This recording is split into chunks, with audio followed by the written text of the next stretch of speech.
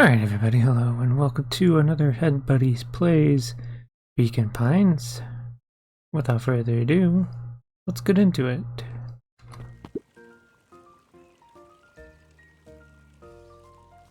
Mr. Wilder, I trust you have time to chat. Eris Valentine, oldest of Sharper Valentine's children, and heir to the Valentine fortune, had a way of making questions seem like demands.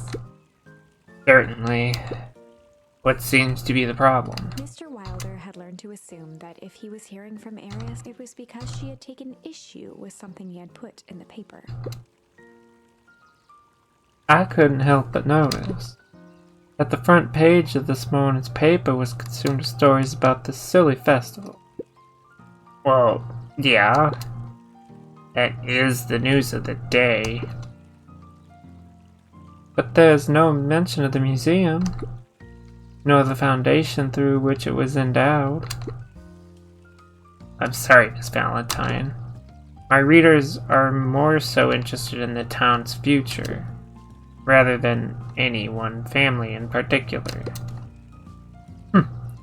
There was a time, Mr. Wilder, when the goings-on of my family was the only thing this town cared about. Well, things change, ma'am.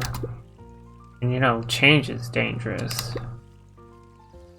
If you finish that thought, I will make that monocle a permanent fixture of your anatomy. My apologies. Good day, Miss Valentine. Did I give you the impression that this conversation was finished? Mr. Wilder averted his gaze and began to polish his monocle. Well, good day, Mr. Wilder.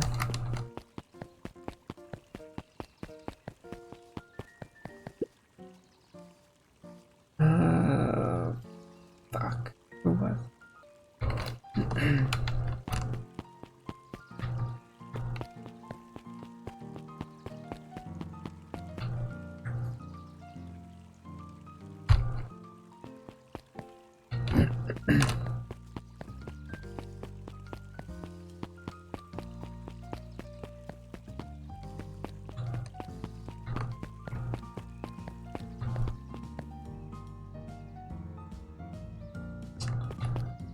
Not yet.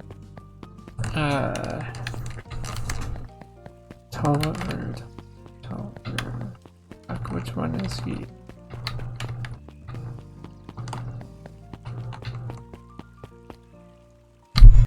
Okay, museum. Got it. Thanks, Google.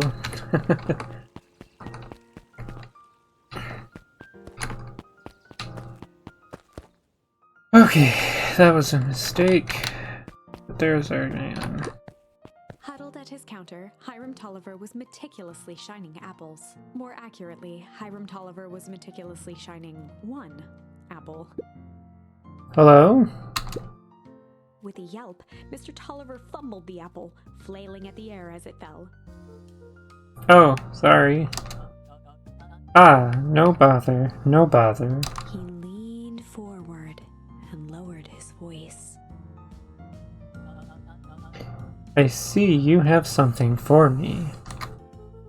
Yeah, Gran had some jam I'm supposed to give you. He leaned in a bit further. Jam? Yeah, these ones on top. You wrote your name on them. Mr. Tolliver leaned back, speaking loud enough for anyone to hear. Ah, yes. The jam. Thank you so much for delivering this jam to me. He reached forward and snapped up the jars of jam, giving Luca a little wink. I shall put it on my store shelves post-haste. Okay, I should finish my deliveries. Of course. He leaned in for a final whisper. Of course. Well, that was fucking weird. What are you two doing?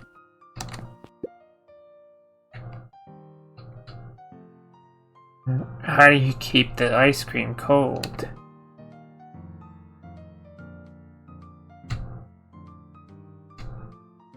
We keep them on ice. Where do you get the ice from? I don't know, somewhere cold. How do they keep somewhere cold? Look, Bert. Do you want some ice cream or not? No, I'm good.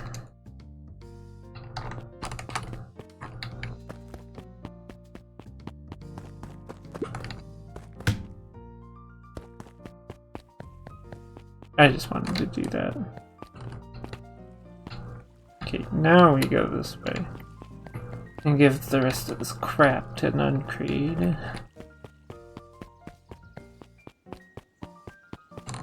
You.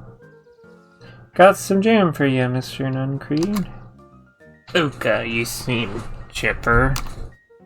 Well, aside from being on delivery duty, it's a nice day. Mr. Nuncreed eyed Luca for a moment. I suppose it is. So, do you want your jam? Oh, right. Usually Juniper drops those off herself. I guess she's busy today. Anyway, this is my last delivery for the day. Oh, in that case... Nuncreed snatched the basket from Luca. I'll hold on to the basket till next time I see your gran.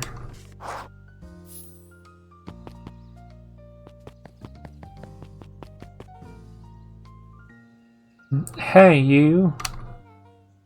Anchovies or pineapple? What? Don't think. Just answer. Pineapple. Why? How old are you? 12. Perfect. Follow me. Who are you?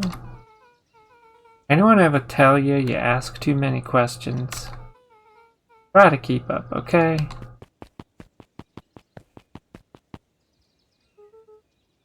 What just happened? Welp.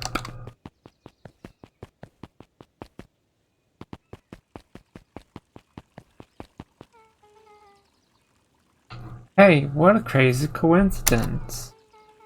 Here's my new friend I was just telling you about. Oh, that's wonderful. Yep, we just hit it off. Oh, really? Get this, his favorite pizza topping in the whole world is pineapple. Oh, and what is your new little friend's name? Beck locked eyes with Luca. The look on her face was equal parts expectant and desperate. Luca Van Horn. Nice to meet you. I'm Nellie, and this is... Lonya? Onya? I don't know how to say that.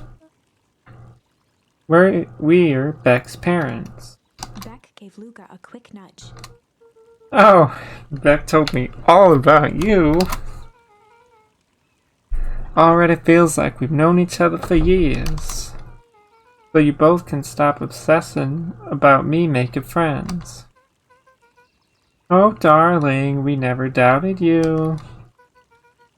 It's just that for children with fewer than 5 close friends, the probability of stunted development doubles.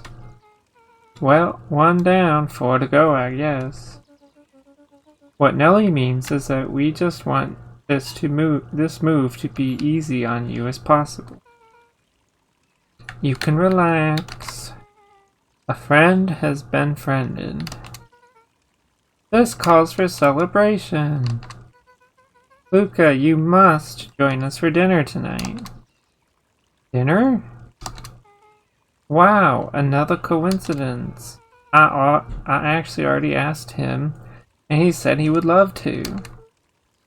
It's just wonderful. In that case, we should pick up some groceries. You two don't get into too much trouble now.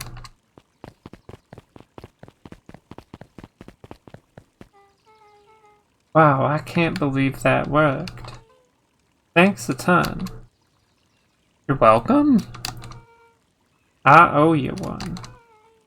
My mom's great and all. My moms are great and all. but they can be a bit much sometimes. Our house is a little cottage next to that big mansion place. Wait, you live on the Valentine estate? Yeah, that's the spot. Meet me by the big creepy gate. Don't be late, or I'm back to square one on this whole friend grift. Great, see you there.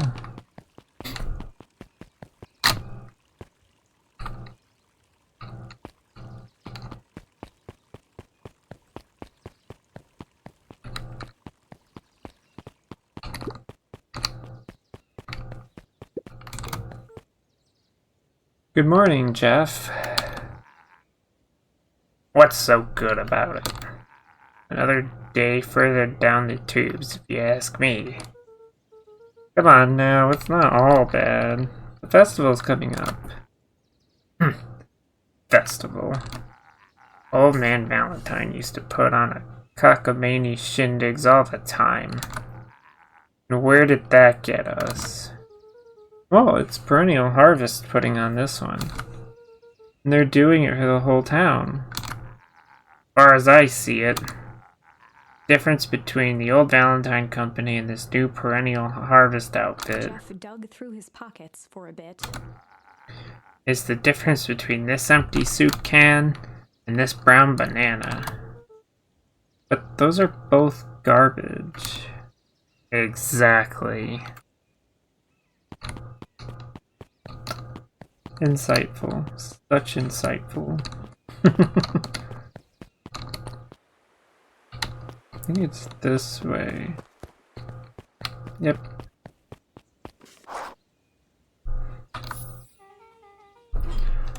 But who all lives in that house? Eris and Gus Valentine grew up there, and Solomon moved in back a few years. That creepy little kid in the vest? That sounds like the one. So just 3 people live in that huge thing? I get a bunch of shady stuff happening all the time in a place like this. Not really, the Valentines pretty much keep to themselves. So it's empty and boring? Pretty much. What a waste.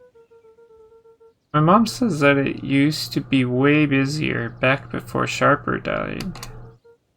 Before the foul harvest. Oh, that's like the 5th time someone mentioned this foul harvest thing. And you all use the same ominous tone. Eventually you're gonna explain to me how that harvest got all fouled up. But we can't keep my parents waiting anymore. This way.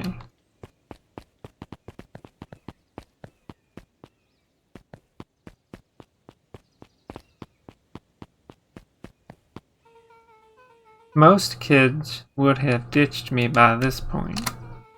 Why are you still here? You look like you could use some help. You know what, Luca? You're not so bad. Let's get through this as simply as possible. Just eat, smile, and nod. On. Great, whatever you do, don't bring up their work. I think I can handle that. Beck took a long breath, then gave a firm nod. Here goes nothing. Chapter 4. Dinner with the Moodwills. Ilona Moodwill was worried about change. A gardener at heart, she understood the necessity of change, relied on it even. But there was a difference between the controlled world of her plants and this cluttered cottage in a strange town. Almost done. Nellie was a blur of activity, digging through boxes. Sorry, love, couldn't find the dishes. We'll have to make do with paper plates. Dinner went by without much conversation. As she watched Beck and Luca finish up their pizza, Ilona let herself relax into the chair. The things she cared about were still here. Nellie finally had the job of her dreams. Beck was beginning to take root. Ilona's task was simply to tend to them. She could do that.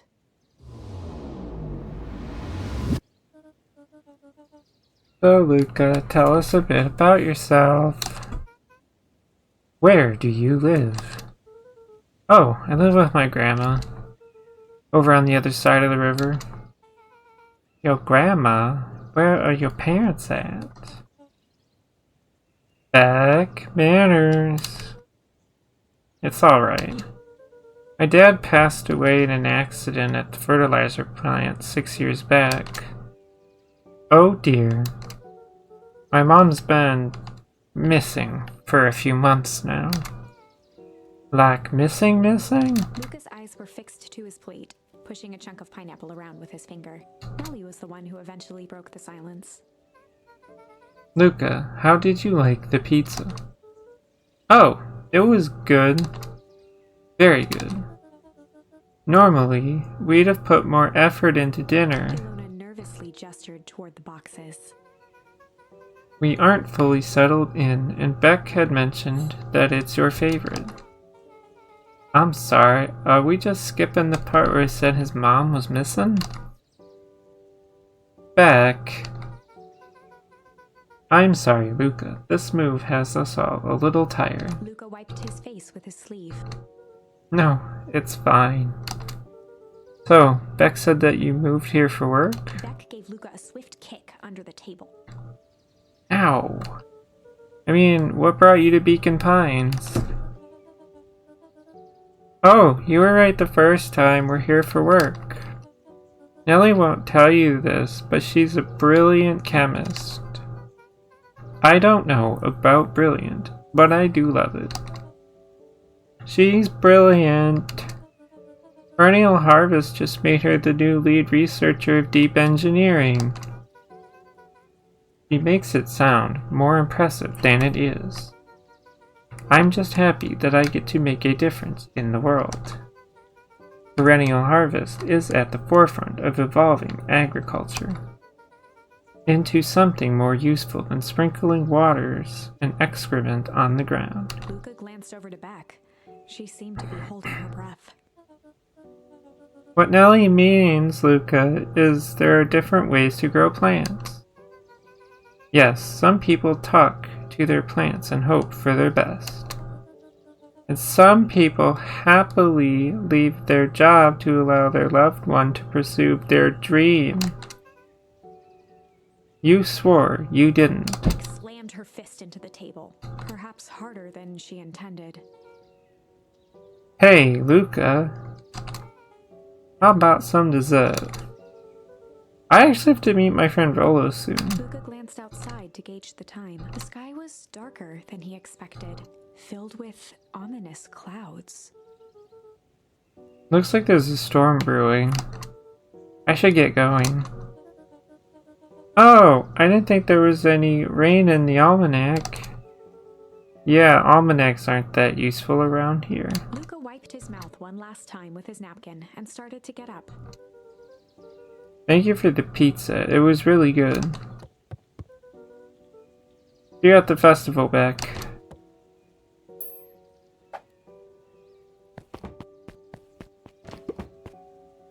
Wait up. I'll walk you home. Surprised, Luca turned around. He knew Rolo could be prickly around new people, but Beck seemed cool. Rolo would warm up to her eventually, probably.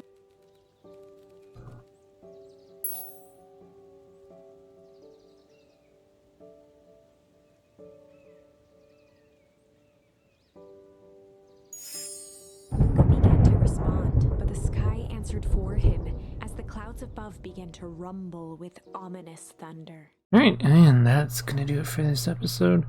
So if you like this kind of content, feel free to subscribe.